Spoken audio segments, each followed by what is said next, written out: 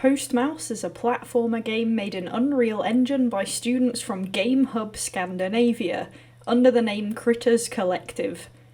It loads up into a menu with gentle music, some realistic looking graphics, and a tired mouse by a table with a hat. Looking through the menu, there were options to start and for stamps. Stamps are collected through the game and have a bit of story to them, and you can look at them here. You can see a shadow of the ones you haven't collected to see what they might look like.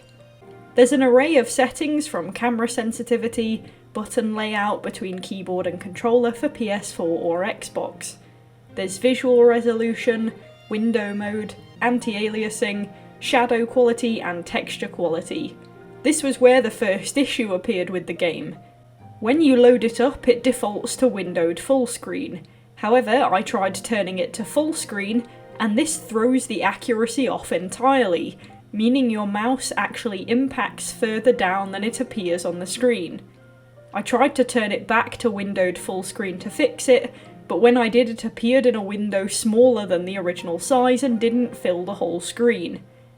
There was nothing I could make it click to snap to the original size, so I closed the game and reloaded it.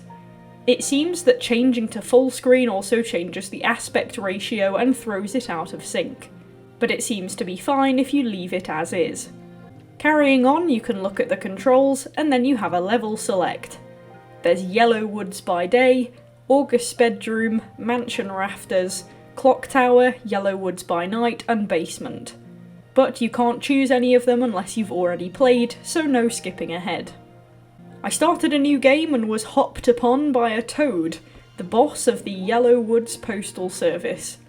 In this game you play as a mouse that works for the post office, ergo the title, and one of the usual post pigeons named Carl has gone missing. His letters have backed up and the toad needs Mouse to go and deliver them. The mouse argues he's untrained, but the toad knows Mouse has been keen to explore, and that proving himself on these jobs could lead to some more jobs further afield going forward. Aim of the game set, your first job is to go and find Pablo by the Great Crane. There's a map next to the post office to guide you, and you get an objective in the top right to remind you what you're doing. First thing I noticed was that the camera started off pretty laggy. I think the initial load-in of the graphics takes a bit of a toll on the game, but after a little moving around it smoothed itself out and didn't lag much more.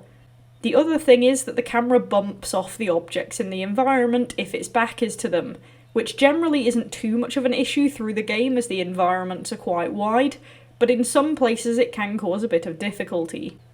After having a little run around to explore the map, the little tree houses in the environment, and have a look at the foliage, I came across another mouse called Mert. He gives you some information that Pablo is a tortoise, and to be careful around them. Your character is a little nervous to venture out, but still excited. On your way out of the post office, you come across Stamp the Crow, who explains the stamp collecting mechanic to you. It's a motivation for exploration in the game, as stamps are often hidden in back corners or around other pathways, which gets you to scour the environment a bit more thoroughly to find them. The game gives you a little tutorial as you go along with the controls. It's WASD to move, space to jump, shift to sprint, E to interact, and Alt for instinct. Your instinct is an ability to help you find your objective, which shows as a yellow circle in the right direction. Usually, if you follow the path ahead of you, you get to where you need to go anyway, but it's good as a backup in case you get turned around whilst exploring or aren't sure where the best path is. There aren't many hazards in the game, but you can drown in the river, including when you only drop 1 foot into the water. The edge is generally pretty well defined, but there are some places where you can get 2 feet in and not die, but others where you tap a pixel and that's you swimming. You can also die from fall damage later on. On your way to find Pablo, you can find your sister Sasha, who tells you to visit home sometime or you may get abducted there. Not far behind her you find a tortoise. This tortoise is not the correct one and gives you further directions, and also somehow has the ability to levitate above the ground. Carrying along the path and across the river you find Pablo, who turns out to be a merchant. He asks you to read him his letter, which is the approval to set up his merchant business that he was convinced he wouldn't receive. He's grateful but also now stuck, so you have to find a way to help him get back over the river. This is the first real puzzle you encounter in the game, climbing up the equipment to find a switch and operate buttons to move the crane where you need it to go. It's not too tricky of a puzzle to solve, and you can warp back to the post office when you're done. Your second job is to deliver a message to 3 robin chicks at the top of the clock tower. It's a long climb and you get told by Mert that you can climb up the yellow lichen on the walls and trees. This gives you the ability to use different paths, and you have to work your way toward a big mansion by climbing trees and a fountain. You meet another posh mouse who's talking about real estate, but you don't understand and just leave him to it. You find a tree to climb to get you up into the mansion so you can work toward the clock tower. Here there's a room with an electric bed that you have to work to access the next pipe up to the next area. You can climb the furniture in the room and look at the lovely drawings of children and gravestones to operate more buttons and get where you need to be. After that, you have to navigate through a side-scroller environment of platforms, working your way up toward the next area. You turn 3D again at the end when you move to the next place. This time your platform challenge involves gears. Mostly you can keep them still and not activate them to make it really easy, but at some point to get past you have to make them spin to get through gaps. This area was mostly pretty simple, apart from a bit where you had to spin the gears, but that made a clock hand move that you needed to use to get to the next part, and it was so quick that it was nigh impossible to time. I died about 10 times before getting a lucky jump that landed me in the right place. At the top you get to read the chicks a letter from their mother, and then you can warp back to the office again. The next job you take of your own accord since the boss is gone, and this time you need to deliver a letter to Irene and an address in the tunnels, which can be dangerous. You're advised to look for a light source to help yourself see, and luckily on the way you find Merchant Pablo, who gives you a firefly to keep you company. You work your way toward the mansion and go into the tunnels, which are actually a basement, and as you go in you can see some bones and feathers that are a little foreboding. You chop to a cutscene and there appears a cat. This turns into a chase scene which says hold shift to run. I took this as a quick time event and just pressed shift and therefore I died. Turns out you have to hold shift and run like you normally would, but it also threw me off because the perspective is from the front of you.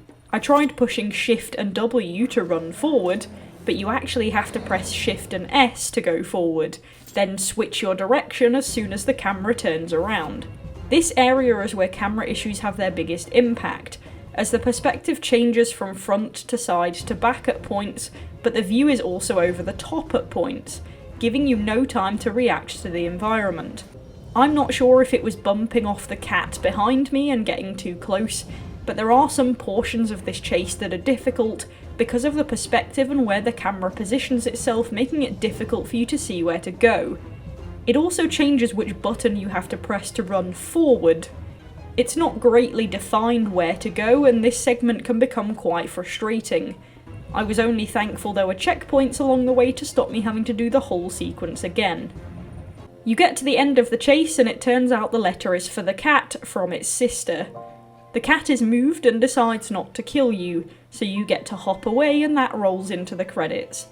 There's a fairly large team with a mix of names that seem to have had a hand in this game, but the credit sequence is gentle music as well and rounds the game off. Story-wise, it's a nice premise. Simple, but gives you some good motivation for the game and feeds nicely into the environment.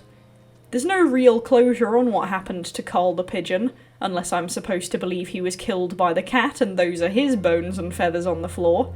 That is possible, I suppose, though a bit of a tonal shift from the rest of the game.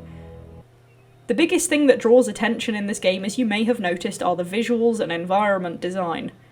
There are some great elements, but also some bugs in this area for the game, though the bugs are more in execution than the designs. First of all, the overarching environment design in this game is great. One thing I particularly like, especially in the first level, is that there are multiple routes you can use to get to the end goal. In the first level puzzle with the crane, you can use the spinning platforms to jump up, but you can also use a series of sticks and rails to climb up as well. In the end, it all gets you to the same place, but these different pathways throughout the level give you that feeling of freedom and exploration, as there may be a well-defined log that looks obvious as a path, but you could jump on mushrooms and scramble up rocks to get there just as well. There are common textures used, with mainly grass, trees, wood, rocks and water in the forest, and wooden slats in the mansion and rafters, but it doesn't feel samey and all the colours and shapes look distinct. The backgrounds are also great to make these picturesque environments. You can see the prior areas you visited earlier off in the background. You can see the huge looming figure of the clock tower or the bright sky and buildings in the background, and this also urges you to go and explore to find out what these things are in more detail, as they're shown a little blurrier. Another thing is the deep attention to detail they've given to the designs, which merges in with great appreciation of perspective. With your character being so small, they do a great job of making you feel that way. Your size means that running through grass gives you a microscopic view of the foliage, but they do a fantastic job of adding in little shrubs, mixes of grass height, pebbles and such to make it feel genuine. Wood planks and objects in the environment are slightly worn with irregular shaping and detail to make them feel like they've naturally fallen or been sitting in the forest for a while. Other animals are appropriately larger than you, their dialogue is written to match what their personality might be, the scale of objects feel like the appropriate size, and the movement animations for your own character in particular are very precise. There are little ear flicks, tail movements, features that make the characters and the world as a whole so believable. I enjoyed exploring the world a lot to see the running water, bright colourful environments and little stylised houses for the characters made out of logs and other objects. There are some visual flaws though, as said, with the levitating tortoise. There are some white flecks that appear in the nighttime level, and there are some clipping issues with the character on gears and things like that. There was a moment where I went back to explore a previous area after passing a level and turning on the instinct, which usually gives you an objective message, but it came up with a filler text instead. And of course the bumping of the camera can cause a bit of bounce back and forth with items behind. There were a few occasions as well going through levels where I'd find a stamp, but the icon would be uninteractable for some reason. There was a notion at the start that I would have to go back to other areas to be able to claim these stamps, but most of them were in positions where I could access them perfectly fine, it just wouldn't let me interact with them.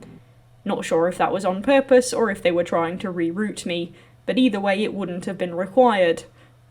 Mechanically the game is sturdy, but the final segment with the cat chase can be quite tricky with the perspective and got a little frustrating.